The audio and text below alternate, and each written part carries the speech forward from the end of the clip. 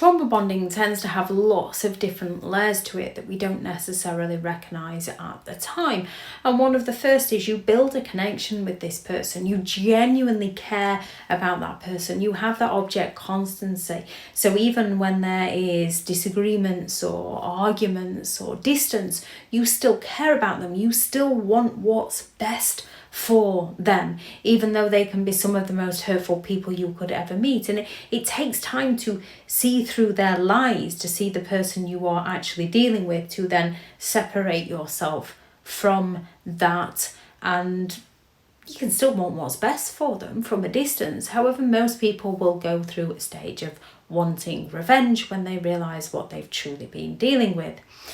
You can have that dopamine hit from all the highs of the relationship to then have the cortisol hit to deal with all the lows and the stresses of the relationship. And these chemicals are natural chemicals released within us, which is healthy on short-term things to help us deal with certain situations. However, when it's in the long term, we become addicted to this chemical release, and then we can look for those sorts of patterns within our life in order to get that dopamine hit and get that cortisol hit. And you can be addicted to that within the relationship.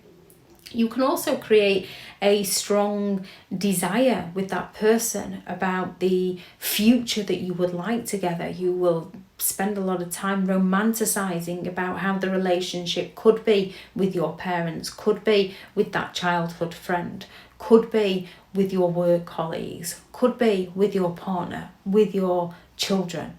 You romanticize and you create a strong desire of what things will be like, that you're trying to get that and achieve that with that person, not recognizing that that person has absolutely no interest, although they'll have claimed they have an interest. So you have to then separate yourself from that.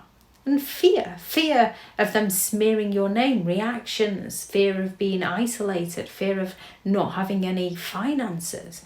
There's so many different layers to the trauma bond. However, one of the main things to break free from that trauma bond is by stepping away from the fear and becoming positively addicted to a strong desire about something that you would like in your future that is going to take up your time, because you're going to have to work at it to create that for your future. And then you begin to think about the narcissist less and less.